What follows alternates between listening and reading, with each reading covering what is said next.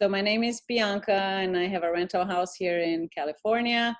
And, you know, been home and been missing my clients and then my coworkers. One of the reasons that I love having a rental house is the relationship that I have with my clients and with the vendors.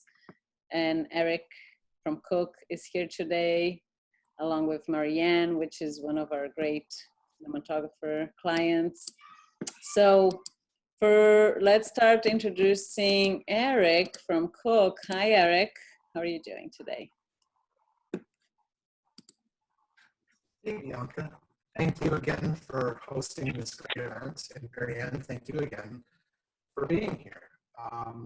For those of you who don't know me, my name is Eric Johnston, and I work at Cooke Americas in sales, along with Christine Rennick, and also Daniel Cabello in our office in Brazil. We thank you all for being here today. And what this is a addition to what we did last week. Unfortunately, we ran out of time, but fortunately for all of you, we're back here again today. And I know Marianne has some really great things to share with you about the art and craft of cinematography and how she chooses to tell her story. And that's really why we're all here today. And again, thank you. Thank you, Eric. And then Marianne, our cinematographer. Hi, Marianne. You want to just do a brief, story on you and your career? Yeah, my name is Marianne Williams. I'm a cinematographer. I'm based here in Los Angeles. And I work with Bianca all the time, and I shoot with Cooke lenses all the time. So I'm happy to be in such great company today. If you didn't join us last week, my brief bio summary is I was a photographer for years and years and an artist, and then started working on film sets as a photographer, and that's, pretty much instantly just fell in love with the collaborative nature of being on set with so many people. So, like you, Bianca, the collaborating and the people involved in cinematography and in filmmaking is really what drew me in initially to the art form. When I decided to transition from photography to cinematography, I went to AFI. And I finished, got my master's in 2015. And then since then, I've been shooting based here in LA. Great. So that's good because you're like 5 years out of film school. And, since we met in like 2 years ago, it's great like to see your career just, growing with you. It's been very exciting. Yeah, it's hard to believe I've only known you for 2 years. I mean, it honestly feels like so much longer. That's true. It was a busy and crazy 2 years. And so is BECiNE 2 years old now? Yeah, we're going to be officially 2 years old. This month, it's going to be 2 years that we did our opening party, which is essentially when I hired the first employees. I was doing some sub rentals before then for like maybe half a year just by myself while we were building out the office. And then, like since we had employees, it's going to be now 2 years. Yay, congratulations. Thank you. It's not easy to start a business. So good for you, lady. Yeah, I mean, when we met, I think I don't remember where we met, at an event, maybe through Thais or somehow. But I remember you saying like, oh, I'm starting a rental house. I'm starting a rental house. And I was like, what is she talking about? And then I think my next job, you weren't even open yet. I think my next job, I like immediately called you. And yeah, we've been pretty much working together ever since then. Yeah. And I can't thank you enough for all the support. It really makes a huge difference. Thank you. And thanks for being here with us today, sharing a lot of information. Sorry, I think my kid just ran into the room, but he's Martin. So, Marianne, so today we talked a bit last week about the Nike project, and mostly about the Cooke Panchros, which are the vintage look lenses from Cooke. And we talked about the Cooke Panchro I Classic, which is the new version of the Cooke Panchro that is designed on the new housing, and we were talking about how great they are because they're easy to maintain, but they still have the older vintage look. So today we're gonna go a bit deeper on the Cooke Pancro look in the beginning, actually showing like frames from what Marianne has used with those lenses. And then we're gonna see a bit of other work from other lenses. I think Eric has a question for Marianne. Eric, do you wanna ask your question? Just to set the stage of what we're talking about today, I guess an overreaching question would be, Marianne, how do you choose the tools that you're going to use on each specific project? Yeah, I mean, there's so many factors that go into that. You know, I mean, even just accessibility, what you have access to can be a deciding factor. But fortunately, here in Los Angeles, and thanks to Bianca and the other rental agents I work with, we have a lot of equipment to choose from. So it's usually not just like what's available. It's you really have to make a choice. So I think, you know, the way I think of it and the way that many DPs think about it is as a system.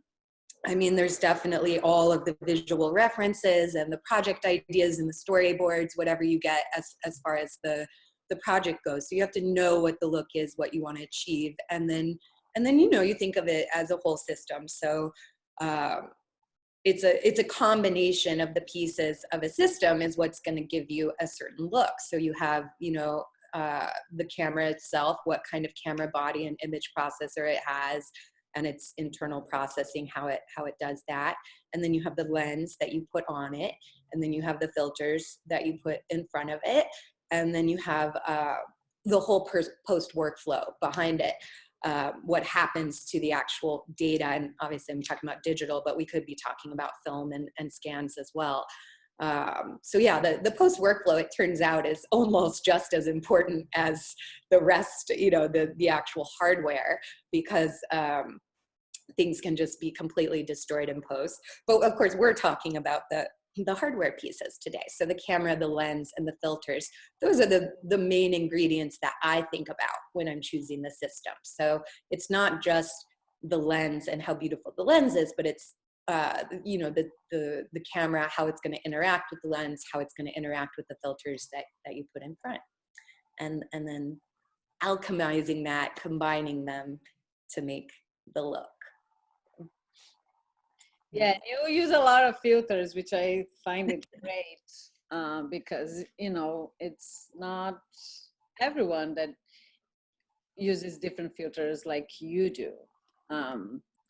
So for that, I mean, do you test a lot before, or you just choose some filters and then you kind of test it on set? How is your like main process for choosing a filter? Carla, yeah, filters, I love them. Carla is here. Carla Wilson is an amazing first AC. She's my first call AC. Hi, Carla. So she knows all about my filter obsession. I do love filters. When I was at AFI, they have a very healthy filter closet there.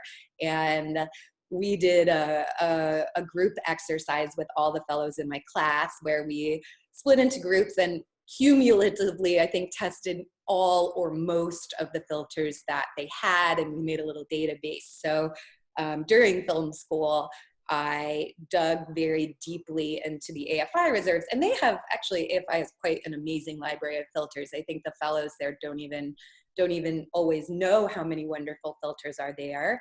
And they're also great about testing. So when you're a fellow at AFI, you can just go in and test.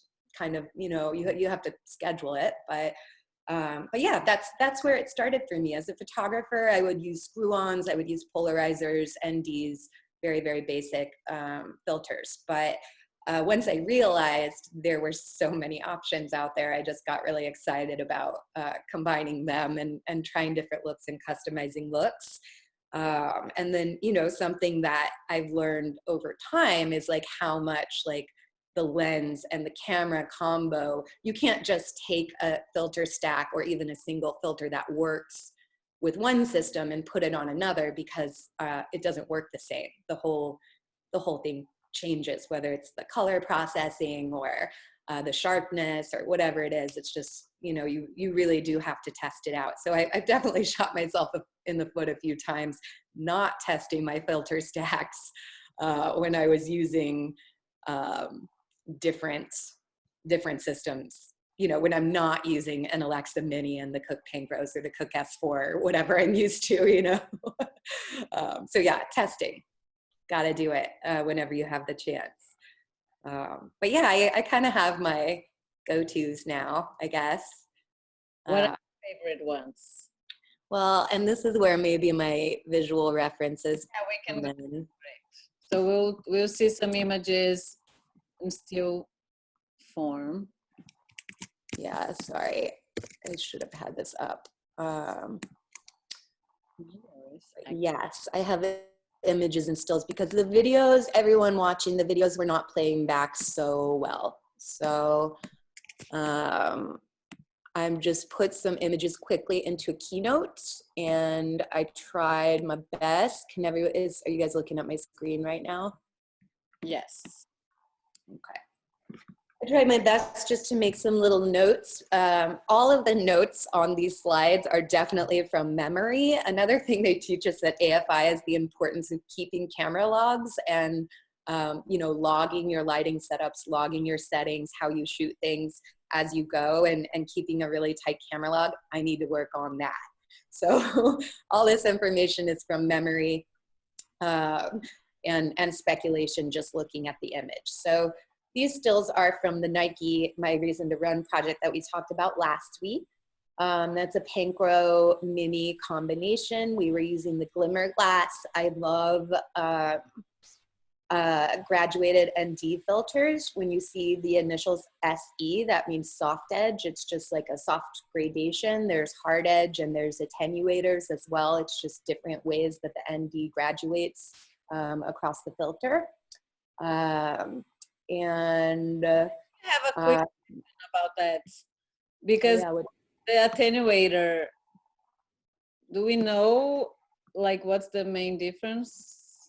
Like what is the I believe the attenuator goes evenly across the entire filter. The hard edge grad comes to about halfway through the filter and then quickly goes to the clear. And then the soft edge, it's like the attenuator would evenly go across the whole filter with the ND, like the shade, the graduation. I think this is where our filter friend would really come in handy. I have a filter friend here. Didn't work this time, but okay. Yeah, some other times. If anyone has any questions, please write here on the Zoom web on the chat or the Q&A. Okay. No, I see the question about the filter test, Oh, and yeah. yeah, I'll come back to that in a moment. That's a good question. Great. So what was I gonna say with the Panchros? Talk about the grads, and then I asked a question about the attenuator. Oh yeah, the grads. The only grad I really mess with is, and Bianca, you know this because I put them on like almost every order, is the 0.3 ND soft edge grad. You need to specify horizontal and or vertical. I like to order both. I pretty much always have both in the kit, whether or not I plan to use them. And a lot of times I don't use them, but I like the 0.3 because it's really not visible. It's, you know, like one stop of ND, but just on the one side, and then it just kind of like smoothly gradates. So it just gives some shape, you know, into, especially if you're using ambient lighting like this picture on the right. I'm pretty sure we had the soft edge grad going from the bottom edge up of the woman who's running there. You can kind of see it, but not really. Just gives some nice shape. Yeah, maybe. Yeah, and then this picture, the one with the lady with her elbows up, that to me is like, really looks like the Panchros. I mean, all these look like the Panchros, but like the way that like, this is a wide angle lens and you can see the distortion in her arm, but it's not like grossly distorted. It's still quite beautiful rendering. And the sharpness, the way that it really like still is able to focus so clearly on the face. Her features are like really sharp and beautifully rendered. but you've got that cool kind of distortion on the edge of the frame, and without it like looking like a crazy fisheye or something. You know, I just love that look. Like that to me is very like Pankrose looking. Those are very beautiful images, but they're all very distinct. It's in vogue these days to be shooting wide open. Where did you find yourself on this spot in terms of a T-stop? Yeah, that's another thing I love about the Pankrose is I think it's a 2.3, if I remember right, or a 2.2 that it opens up to. And yeah, I mean, we were definitely like, anything from this campaign that was shot outside was wide open because we were in a parking lot. We were in the parking lot of the Nike studio, and that was the only place we had access to shooting. So, you know, that was a creative choice, but also a functional choice just to try and glam up that parking lot a little bit. But yeah, even here, I mean, you can see on that wide angle portrait, I think that's probably wide open as well, because on a 25 or a 32, as I think that looks like a 25 to me, or maybe the 32, you know, you're gonna have to be wide open to get any kind of like separation of depth like that on a wider lens. So yeah, not because of a light levels thing, but yeah, just because of the look. I do like to shoot pretty wide open. I mean, that's another thing at AFI, like when you're testing down like focus and focus charts and really looking at like the system as a whole, you do sort of realize like, oh, if I can stop down like half a stop, the rendering, it does look better, the contrast is better, everything looks a little bit better. But sometimes you just like to slam it like wide open and just go rogue. So That's great. Was this shot raw and then a lookup table applied to it after the fact? these are shot S-Log. I actually don't really mess with raw shooting very much because I don't know, I just find log C, sorry, it's log C with ARRI. But yeah, I find log to be versatile, easy enough for most post people to deal with, no matter who's cutting it. And yeah, raw is, have I shot ARRI raw? I don't think I've ever shot ARRI raw. That's something that I need to get into. Glad I get into that. But, yeah, log C. Yeah, each project has their own needs, right? So you don't have to shoot in raw, but I feel like once you are working in the raw realm, then you get to know that realm, right? And you're more used to the log C, and that's your realm. But maybe we'll send you a mini and a Pancro, and you can start shooting some raw tests there, Marianne. I would love that. I know, probably once I start shooting raw, I'll never want to shoot in log again. Because well, that's the other thing, is the whole post discussion. We could have that a different day. Oh, sure. That's probably the third talk. So. Right. Okay, so this picture, same project, just another, to me, super Pancro looking picture here. The way that the depth looks, the way the bokeh looks, the way the flares look. This is just ambient light. Again, this is just at Nike in their building. We were like running around the building trying to outrun the security guards, just desperately trying to find variety for the settings. And this spot worked out really well. Of course, the sun just happened to be coming right in through the window on that angle the second that we were up there shooting. So it was very lucky. But yeah, I mean, to me, this is just like Pancro City here. Everything that I love about those lenses, you know, still having that sharp focus on the eye, but such a soft, dreamy, flared out image surrounding that sharp focus. I'm just so into that. I mean, if Carla was with me, I mean, actually, if you look deeply at this still, it's really the hair that's in focus. Carla was not available this day, so there was a different AC with us. And, you know, if Carla would have been there, it would have been focused on the eye. But, you know, again, it's all about the collaboration. It's all about the mix of all the different pieces coming together. And you gotta really work your strengths. depending on each shoot. Here's another, just to me, super panchro. This is a different project, but the same look. I mean, look, you guys, do I just do the same thing over and over? Maybe, I don't know.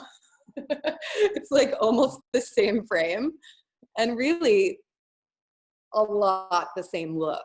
I mean, wow. But wait, So this, confetti, is that a filter, pink confetti? yeah, this was with the director, Ali Roberto. Ali loves filters. And when we were getting ready for this project, she's like, yeah, I just want like a bunch of like cool, like confetti and like streaks and all kinds of stuff. Like what kind of filters can you get? So we were working, this was shot in New York. So we were working with a vendor called Handheld Films, who are really great. And, or actually, what's this, Handheld Films? I think it was. So anyway, they were great, and they helped us get the confetti filters, which, are they Bethka's? Those might be Bethka's. Still using the glimmer glass. And yeah, the streaks are really cool. The confetti filters are fun, and they come in all different colors, and they pick up from the flare. So it's depending where the hot spot in the image is, and then they just send all these random, they're designed with like random patterns. So this is mixed lighting. So this one we're actually lighting, whereas this one was just the ambient light. I mean, I guess that's the biggest difference in the two images, is like this one has the eye light. I think we were using a big Kino 850 as our main key, even though we had all these tungsten lights. We had a 9 light going. We had a bunch of lights up in the grid. This was a really big day. This was one of my bigger days last year, actually. We had a pre-light, it was 2 days, but it was just a huge shoot, and there was so much prep because we were with Sutton for only 4 hours. She was on set for a total of 4 hours. So it was like, I think four or six, I think 4. So it was very much like everything needs to be ready. And then when she comes, you know, we shot as quickly as we could. This was really fun. Again, Steadicam. I mean, working with Steadicam operators on this campaign, on this campaign, on this campaign. This is another with the same team. Also with the Panchros. I really like them, genuinely. I really love them. Debbie Mazer. For Olay, this was also shot in New York with the same team, director Ali Roberto, Steadicam operator Jess Coyote, with the Mini and Panchro I Classics.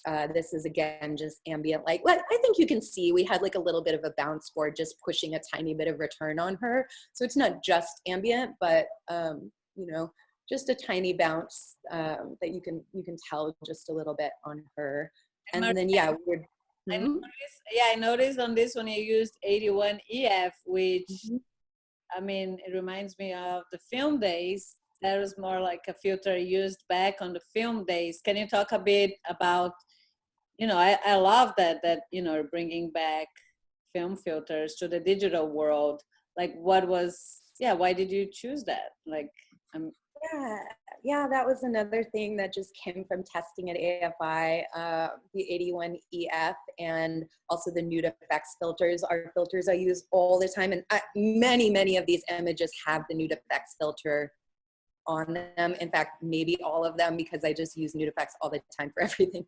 I can talk more about those later. They're a little more complicated because there's like a set and a bunch of them, but the 81 EF, yeah, I think it was created to balance, to warm up daylight balanced film, maybe, or something like that. But I like color filters, especially in the warm gold, warm pink family, because they take out, effectively you're removing color information out of the spectrum.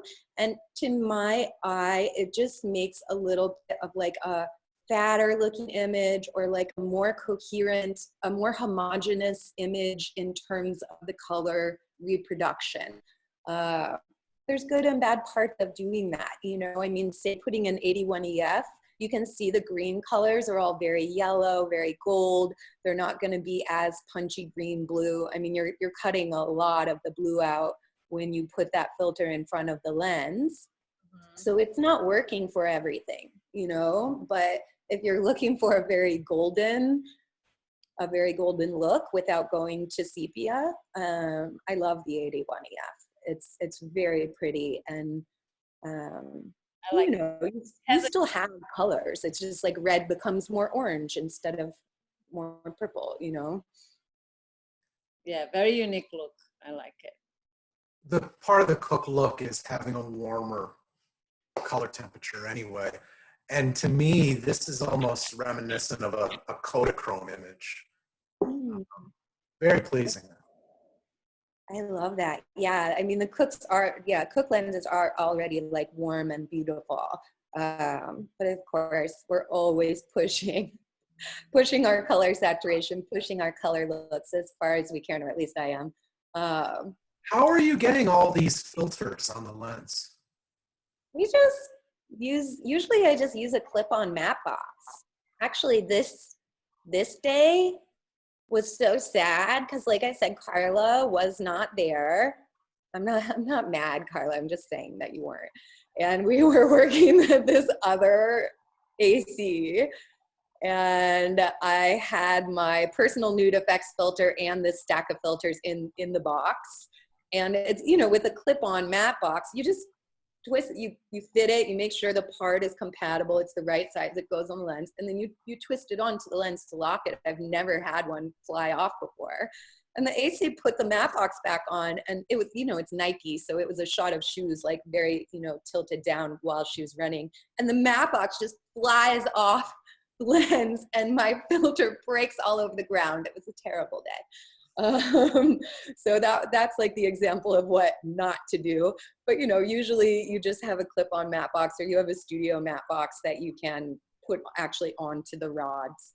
And yeah, you just stack them up. You can get a 2-stage matte box. You could get a 3-stage matte box. I like to have a 3-stage matte box with a rotating back tray because, again, for my ND grads, then you can choose the place in the image where the grad goes. So, but you have to ask for the rotating back tray. And even when you ask for it, a lot of times you will not get it. So that's like one of the things you can check at your camera prep, if you got the rotating back tray or not. Yeah, I feel like nowadays more and more people prefer clip-on than studio. I prefer clip-on because it's lighter and better for most things. But if I'm in the studio, if I'm not doing any easy rig or handheld Steadicam, and you have the time, then yeah, I prefer a bigger studio matte box. Go figure. I mean, I guess with the S, something like What the size filters are you using these days? Because the images and the sensors have all gotten very large, especially with the full frame technology coming into being. Yeah, and that's one place, I don't know, maybe I should go out of my slideshow for a while just because we've been in it for such a long time. Oh no, I don't know how to get out of the slideshow. I don't know how to get out of screen share. I did it. Thank you. Sorry, what was the question? I got a little distracted. What did you say, Eric? The question was, I forgot. Well, large format. Yeah. So again, I'm obsessed about Carla, even though everyone knows. With full frame technology, what filter sizes are you using these days? I know it used to be a lot of 4x565, but I'm wondering if they're getting larger to cover these bigger sensors. Yeah, I mean, you have to, like with the zooms, the studio zooms, you have to get the 6x6, and also, I don't know, with the, like, say the Cooke S7s, do those take 6x6?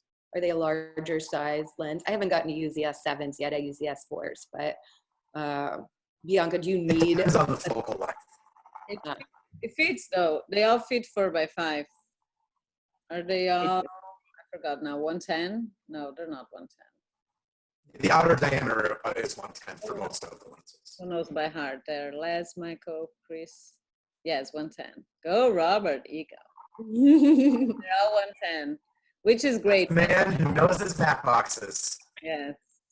Yeah, I like it. It's good because even though the S7 is big, the front is a bit reduced. So that helps in order not to have a bigger man box. Mm-hmm.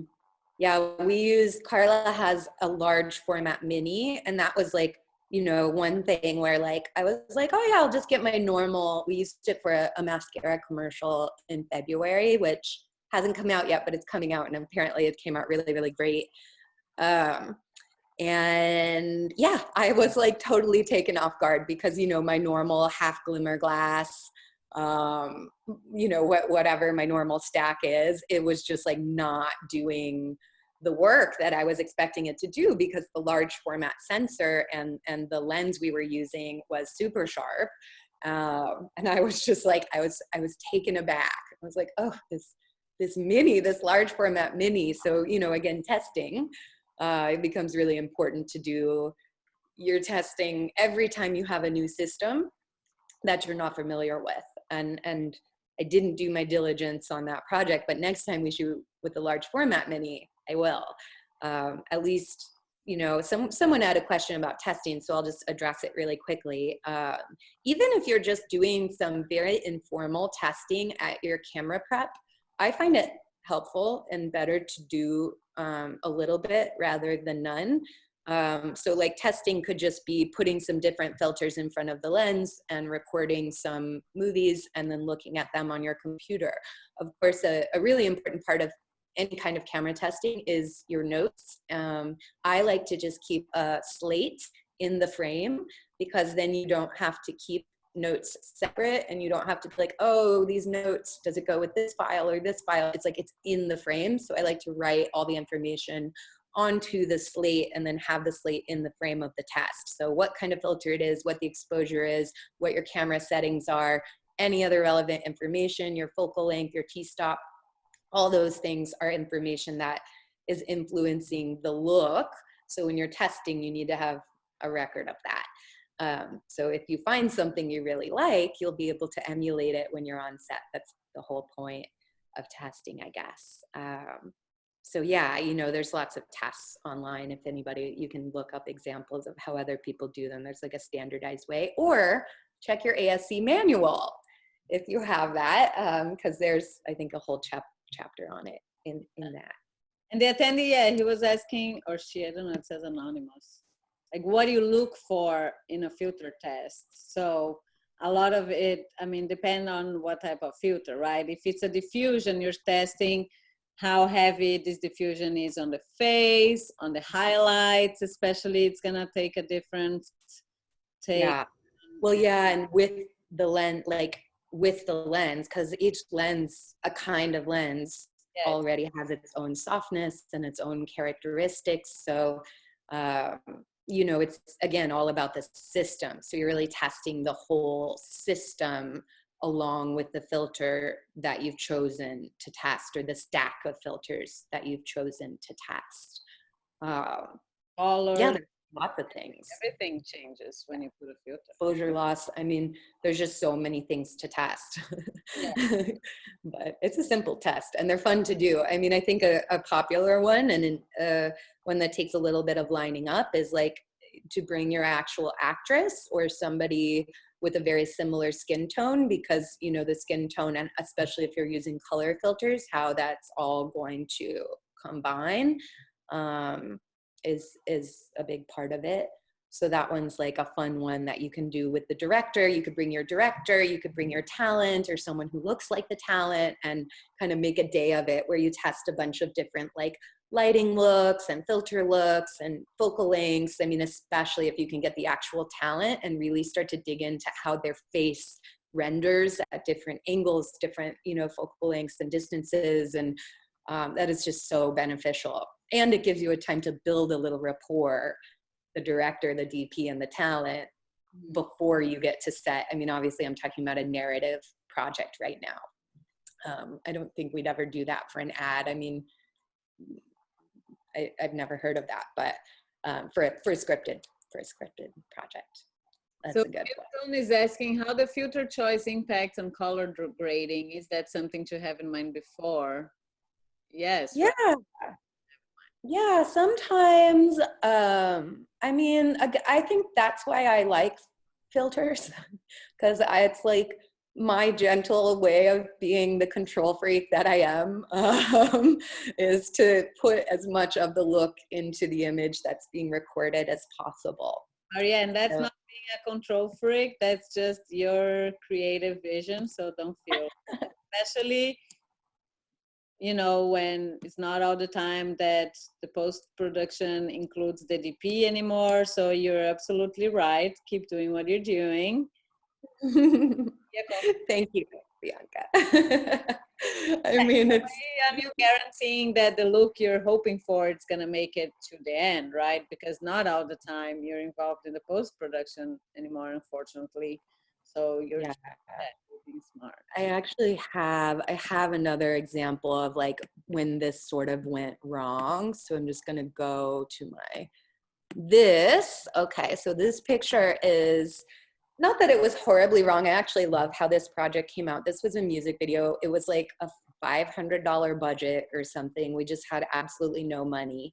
And so we were using, this is the pink rose, but this is the rehoused pink rose. So these are the pink rose that are old, actual vintage lenses that have been rehoused to by TLS, and then, you know, put onto not an Alexa Mini but an Ursa Mini, so Blackmagic, one of their cameras. And I also had my Nude Effects on there, which is a very pink filter, and I was also had this is a mix of an M8 and which is an HMI, daylight balanced HMI, and I had it pushing through the window of this really tiny hotel room. But I had also put pink gels onto the window because, I don't know, I just wanted to be pink. We wanted a really pink look. There was pink wallpaper in this kitschy hotel room, and I had put pink gels and the Nude Effects filter, which is very pink, and I was using this Ursa, like on an Alexa Mini, it would have been like, no problem. But on the Ursa, it just does not have the color science inside of it to be able to handle this amount of color manipulation.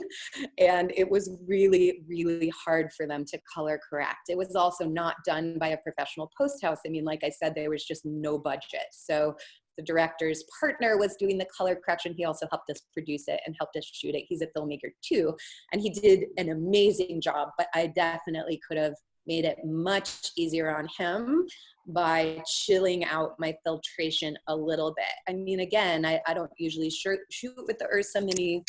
I didn't know. I wasn't, you know, being difficult on purpose.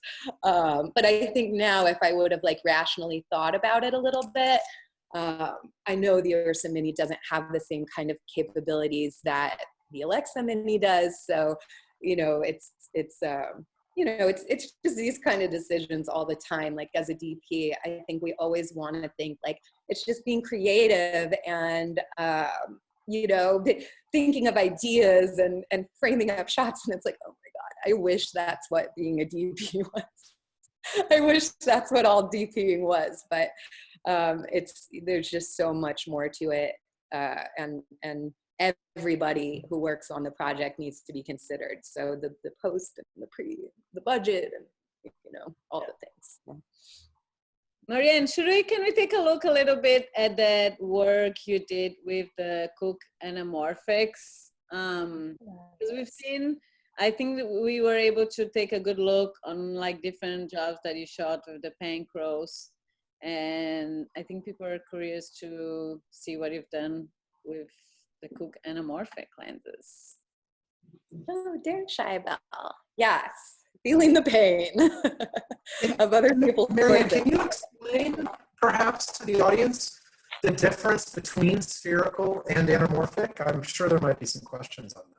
Yeah, well, yeah, I mean, spherical and anamorphic lenses are engineered totally differently. And Eric, that's something that you can probably speak to more than me. But the biggest visual differences, obviously the aspect ratio, and I'll put this slide up. I did not pull a ton of slides from this project, But this is just, I pulled these two because they're just consecutive, and it's just showing, these were Cooke anamorphic special flares. And you can just see, like, I mean, we put that flare in with a pen light, and then there's also, I think, some natural flare bokeh coming from another source maybe.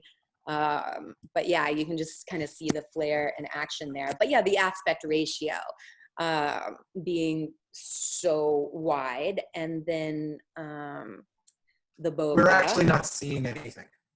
Oh, did I not? We're seeing you. Oh, I'm sorry. I did not share my screen. There it is. There it is. Okay.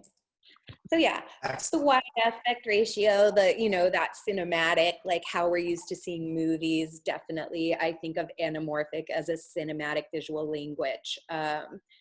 Just immediately, even if you're doing an ad or something that's not a piece of narrative or a piece of fiction, it just gives a cinematic feeling, because that's really how movies are typically shot. So there's the aspect ratio, the way it renders depth of field, the bokeh are these fun little elliptical shapes, and then something like the special flares.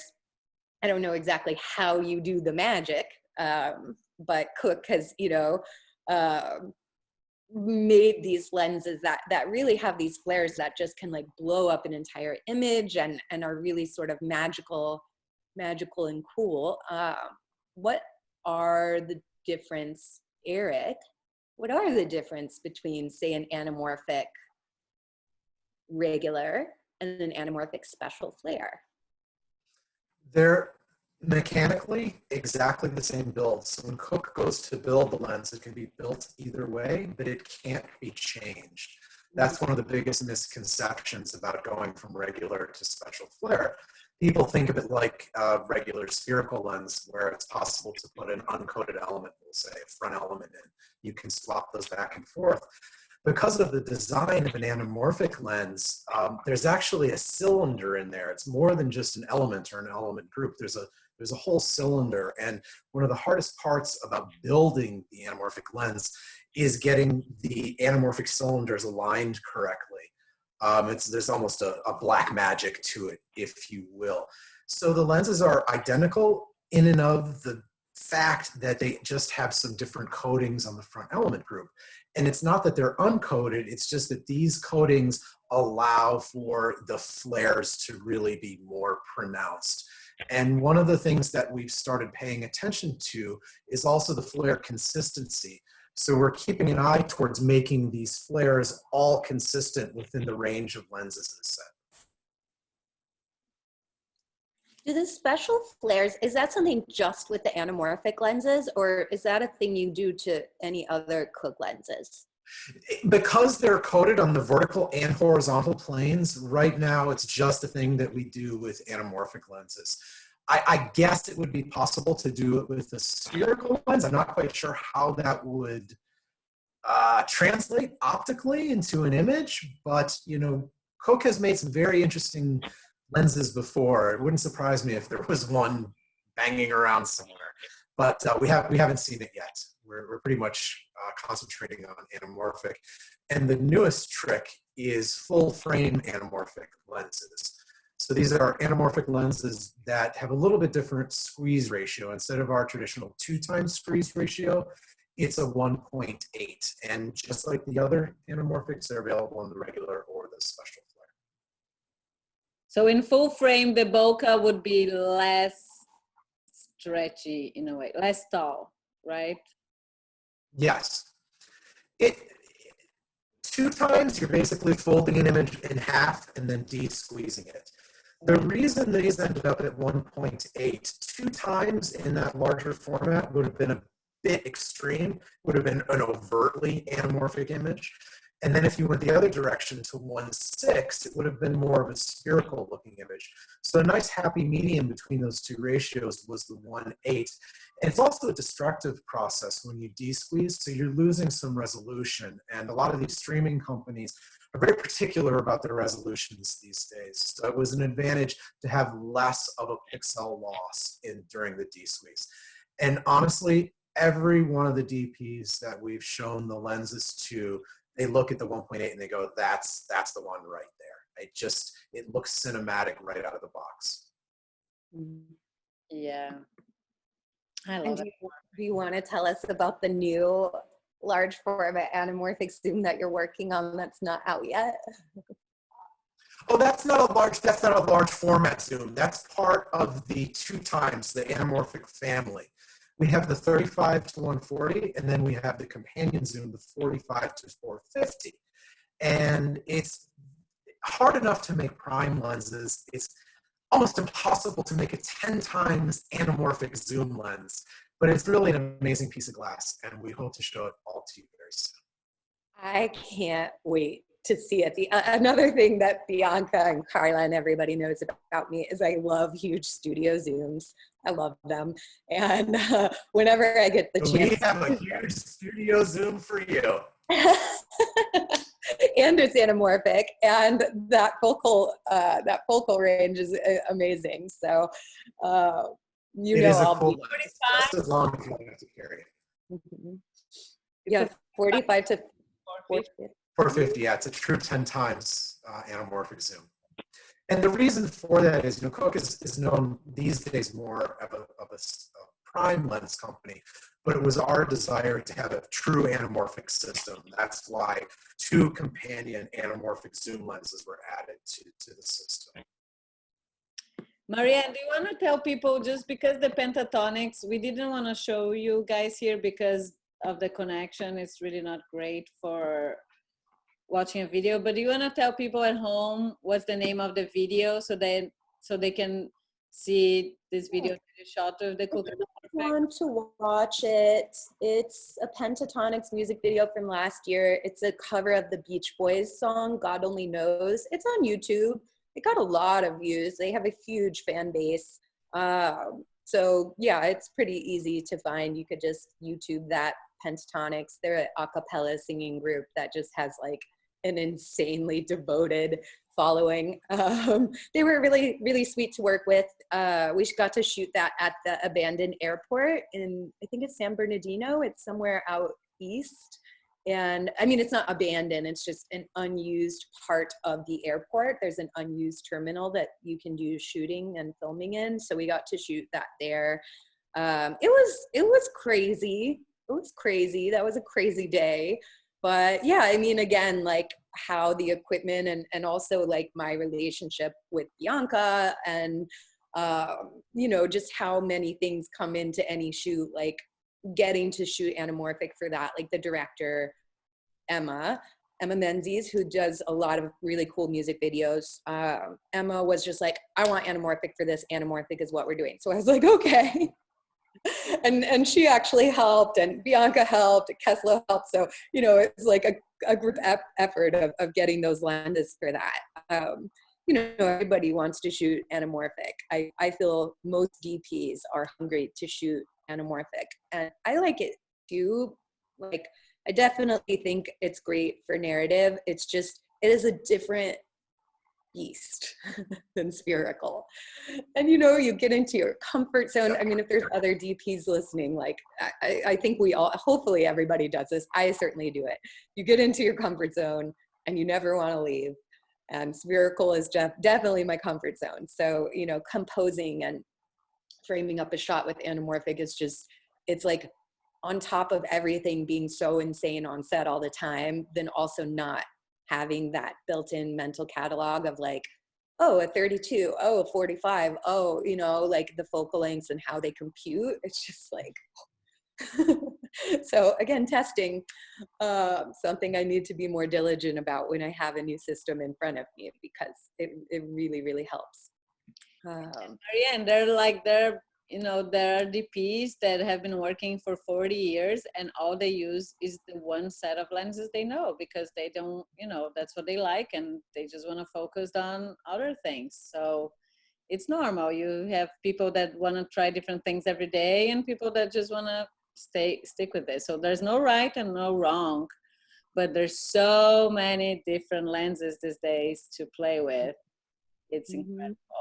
And yeah, like part of the fun of being a rental house is that, we have access to many lenses, and I encourage my clients to come in on their days off to test different lenses, because, and that's why we do events too, where we line up different lenses, because there's so many options out there. And but it's important to find your preferred lens, and so then you can choose the right one for each project, essentially.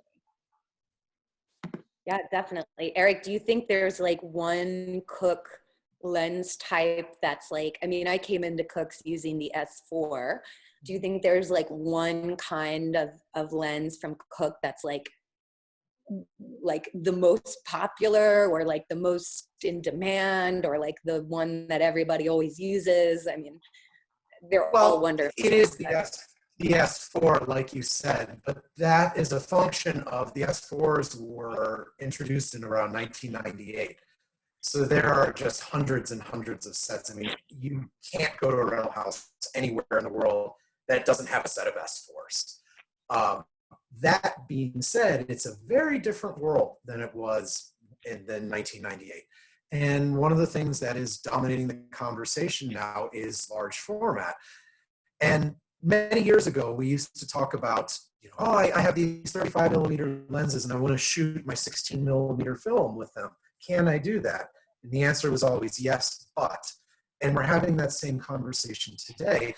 Oh, I have these S4s, and we're going the other way though. I have these S4s and I want to shoot full frame. Can I do that? Well, yes, but they will cover 50 millimeters on, will cover the full frame, but the wider lenses will not. So there's a number of things to do to get around that, but it's just a different sort of conversation. So you're seeing a lot of people that are familiar with the S4s are transitioning to S7s to get a proper coverage all the way through, from your 16 millimeter all the way up to your 300 millimeter lens. They're working in full frame with lenses that were designed for that. And then you can go the opposite way with that as well. You can use those full frame lenses to shoot Super 35, and you get the and but with that as well. And people often ask, what is that but? One of the biggest ones is part of the Cooke look is a subtle fall off from center to edge. And when you're using just the sweet spot, if you will, of a full frame lens, everything is going to be tack sharp from edge to edge. So you're losing part of the Cooke look. And that's a choice that Cooke makes when we grind our elements. A number of companies will detune the center to get that all the way from edge to edge. It's when you naturally polish an element, it's sharper in the center than it is from side to side, and Cooke leaves it that way. It's not right or wrong. It's the way that they choose to do it.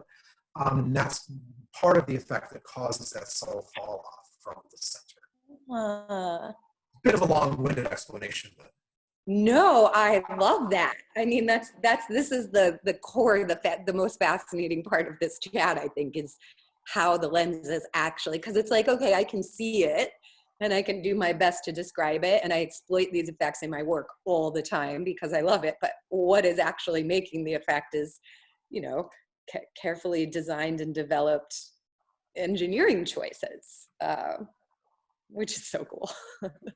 And in terms of anamorphic, Cooke is the #1, I believe, provider of anamorphic lenses now. It used to be Panavision, but by my math, we have a lot more sets out in the world, and that's reflected in the feature films that are being shot anamorphically these days. I mean, this last summer, we had 2 major films in the theater at the same time. One was Venom, and the other was A Star is Born. Now, the same DP was Matthew Libatique, actually shot on the same set of lenses, both Cooke anamorphic SF 2 times. But I thought they just bode so well for the lenses because they were 2 different projects that couldn't have looked any more differently, that were shot on exactly the same lens and the same camera. Mm-hmm. So it really shows the breadth of images that you can create with an anamorphic lens. You said A Star is Born, and what was the other film? Venom. The Marvel superhero film Venom.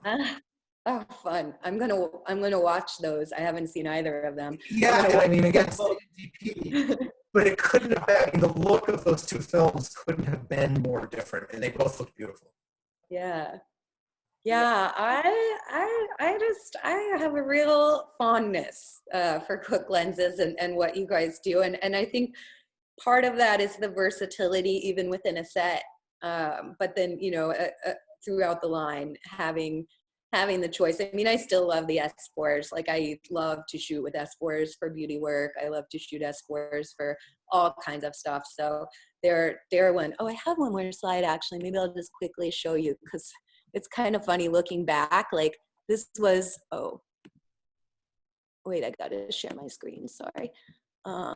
This was something that before I was using the Pancros, I was using the S4s for everything. And this is some beauty work that we shot vertically with the L bracket, which, by the way, if you guys ever have to do vertical shooting, just for me, just getting the L bracket is the easiest way. It's just a piece of metal and you just get an extra base plate, and then you can do very quick swap between vertical and horizontal. It's just like a cheese plate. It's like a metal L. But yeah, we shot this vertically, which is why it's vertical. But I was like trying to get an interesting look and do something with the fall off besides just like low depth field. And I was reading, and this one I think was, I forget what the rental agent was for this, because it was through Sephora, because we shoot at their in-house studio, and they actually in-house have Cooke S4. So I'm like, great, shooting with the S4. 65 or 75 millimeter. But then I had read about this attachment called the Soft Effects attachment. Eric, do you know it? Do you know that attachment? Oh, I know about this because I just got one shipped back from Sim, that Ernesto had it. Yeah. I want to mess with it. The soft focus attachment from Cooke, is that what you're referring to? Yeah, I think it's called like Soft Effects or Soft Focus, maybe. I don't know exactly what it's called, but that thing. It was, and that's often confused with SF Special Flare. But that was soft focus, and honestly, I apologize, I'm not that familiar with that. It was before my time, but I'll have to. Yeah, Les is saying that it's a soft focus adapter that you can use with the 65 or the 75 S4. Yeah. Does it make the image softer, Marianne? How does it work? No, I don't think so. I actually want to test it more, and it's something I'd like to work with. I keep thinking about using it in a narrative scripted application, and how much I want to do that. It doesn't, like, you can still get a very sharp I'm like pointing at my screen, like you guys can see what I'm doing. You can still get, you know, that sharpness in the eye and a sharpness on the detail. It just sort of does a thing, a magical thing. I don't know exactly what yet. And then of course we had our whole filter stack, whatever it was, Glimmer Glass, possibly in Nude Effects on as well. And I think too, with this image, we were using a background, a seamless that was like very close to her skin tone. So there's something going on with that as well that I like. But yeah, the Soft Effects attachment being something that only works with those particular focal lengths, and you can't even always get it. Like, I've definitely requested it since then and have not been able to see it again. So someday, Soft Effects attachment, I'm coming for you. Oh yeah, and I think we just got one shipped. Did you? Yes. I'm gonna be checking it out in no time. Well, maybe Les can tell us what it's, I mean, since he's here, like how, I'm very curious, like why it was developed, how it was developed, what's it really meant to do. I don't know. Oh, and then this is just something with the no coats, which I thought was worth mentioning it because it's just yet another option. You can get uncoated front elements for the S4s and maybe the Pancros too. I don't know. Oops. Okay. It's interesting to see your use of the vertical L bracket. That's something that's become very in vogue these days with the advent of vertical video and cinematography. And it's something that's also found its way into the anamorphic world, which is quite interesting.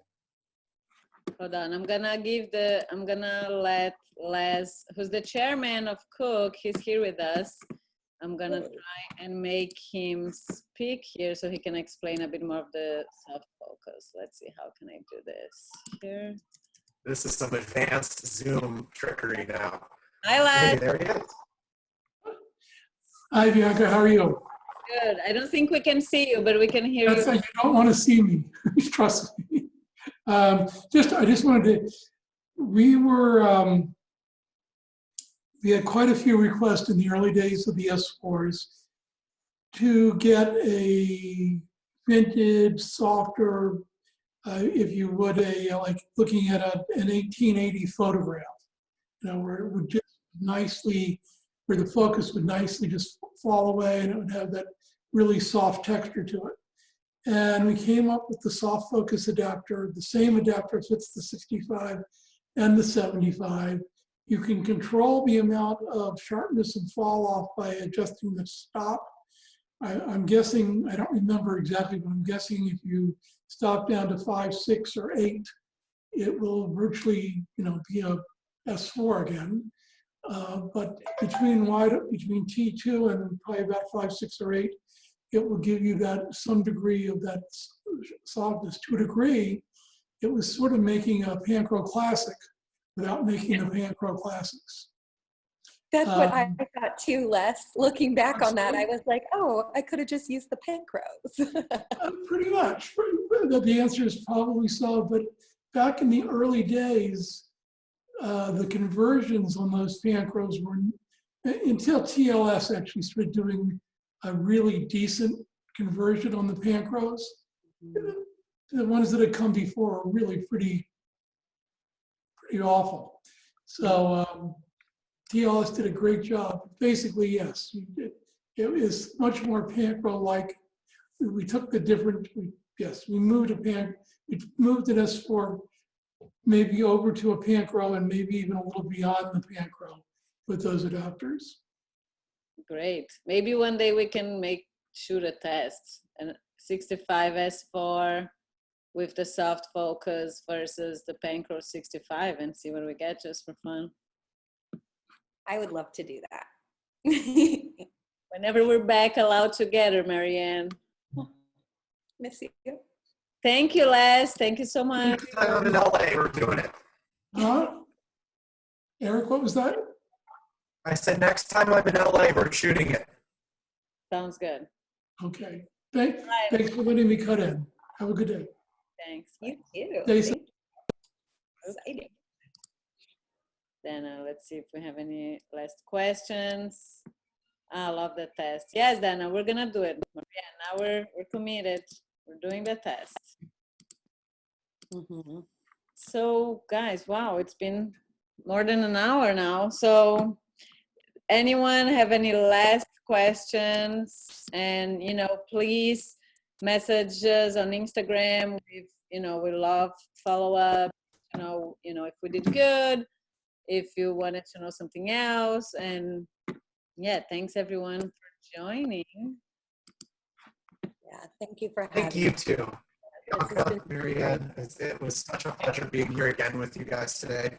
Bianca, everything you do in LA with your rental house is amazing. And Marianne, seeing all of your work again, it's just stunning images. That's why Cooke makes lenses, so you can make what you make. If it wasn't for you guys, we wouldn't be here. So thank you both, and thank you to everybody that tuned in today. Thank you. That's all. Thanks, Rachel. Thanks everyone for being here. It's so good to see you all. Andressa, we got some ICFCers in the house. That's good. All right, guys. You want to do a series of these? Are you going to keep these up? What's your plan? This will be up on our YouTube channel. But are you doing a whole quarantine series of live streams? Yes, there are more DPs that want to share their experience, and I think it's great to hear different people too. And I've been wanting to speak with Rob Russell because he shot this car commercial that he used 4 different type of lenses. He used the Cooke SFs, he used some Azimuth uncoated, he used ultra primes. So, and when I watched the piece, I was like, oh, what did he use in each part? So I'm interested in talking to him about what he used in each sequence. Oh, yeah, that's a good one. And why? So that's gonna be, I want to be here for you guys who are at home. So if whatever you want from us, let me know. And yes, we're definitely gonna try and do this weekly. just so we can all still be connected. And yeah, it's good. Well, thanks again. I had a blast. It was nice to Thank you. communicate. Yeah, nice to do something together. Oh, Mexican Society of Cinematographers. Hola, Hamilton. Yeah. Awesome. Well, everyone be safe, be healthy, have a good weekend. Don't be so hard on yourself. You know, there's no right and wrongs also in this time. So everyone be good. Okay. Okay. Bye. Thanks, everybody. Bye.